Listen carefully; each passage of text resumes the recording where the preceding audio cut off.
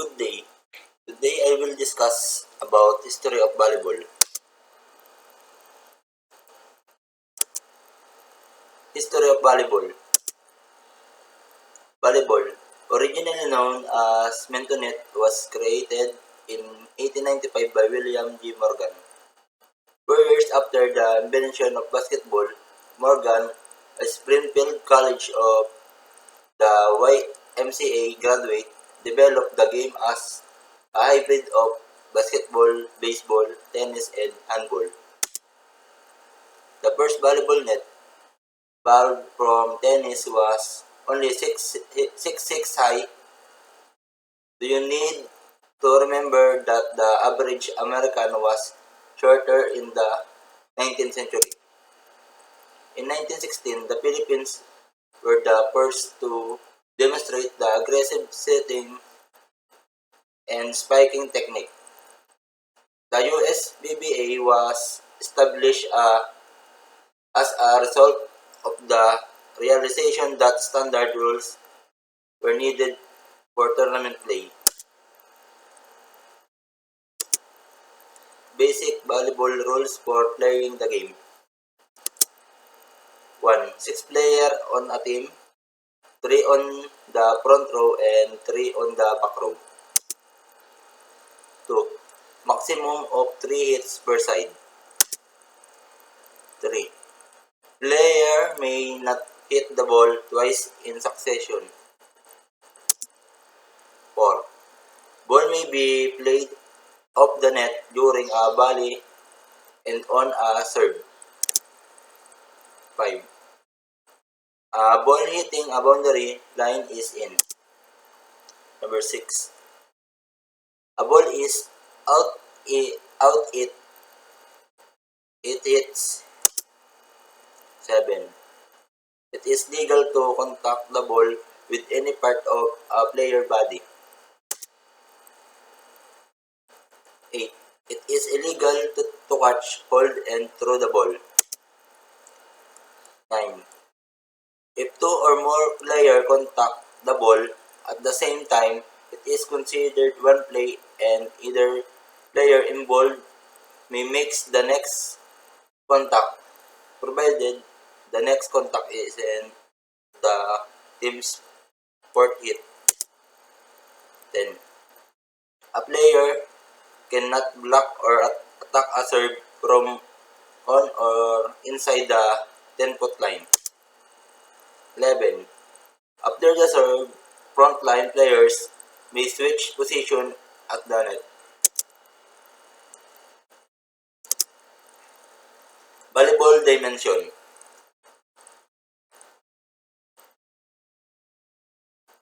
The volleyball court is 60 feet by 30 feet in total. The net in place in the center of the court, making each side of the net 30 feet by 30 feet. Center line. A center line is marked at the center of the court, dividing it equally into 30 feet square above which the net is placed. Attack line. An attack line is marked 10 feet of each side of the center line. Service line. A service line, the area from which the server may serve the volleyball, is marked 10 feet inside the right sideline on each backline. The net. The net is placed directly above the center line, 7 feet 4 inches above the ground for women and 8 feet above the ground for men. Court dimension. Poles. Volleyball poles should be set at 36 feet apart, 3 feet further out from the sideline. Ceiling height. The minimum ceiling height should be 30 feet. Today should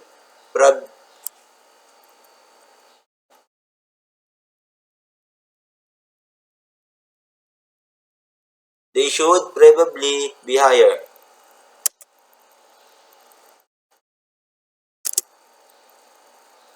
Officiating.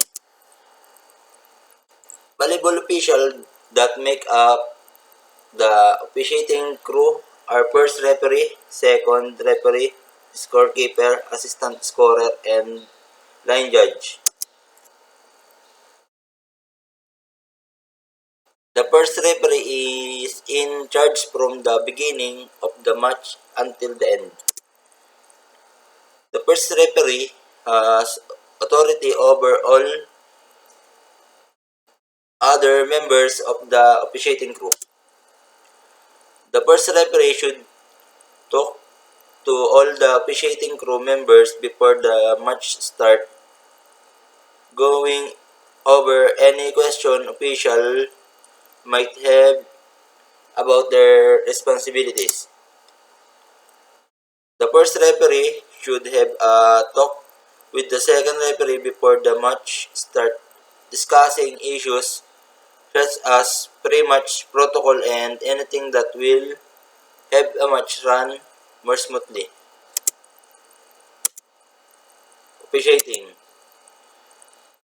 The second referee should establish a rapport with the scorekeeper and libero tracker.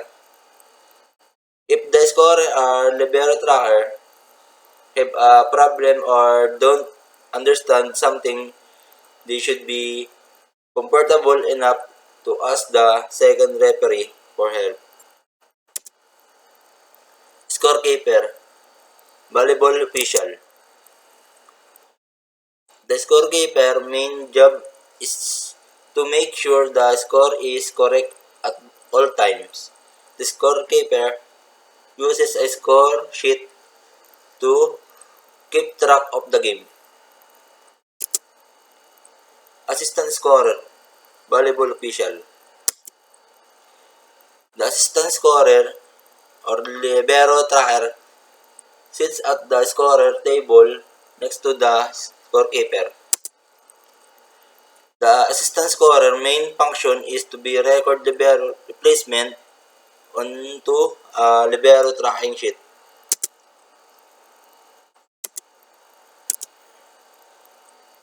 Line judges. If only two line judges are used, they stand at the corner of the headline that is closest to the right hand of each referee, diagonally from the corner. The line judges watch the headline and sideline of their respective corners. For FIBB and official competition, four line judges are used. Each line judge stand in the free zone, 1 to 3 meters, line up with the imaginary extension of their respective line. Line judges' main responsibility is to make signals to help out the referees in making judgment calls. Line judges may be instructed to use gloves to make the signal. The game. Volleyball. Game played by two teams, usually of 6 players on a side, in which the players use their hand to bat a ball back and forth over a high net, trying to make the ball touch the court within the opponent's playing area before it can be returned. To prevent this, a player on the opposing team bat the ball up and toward a teammate before it touched the court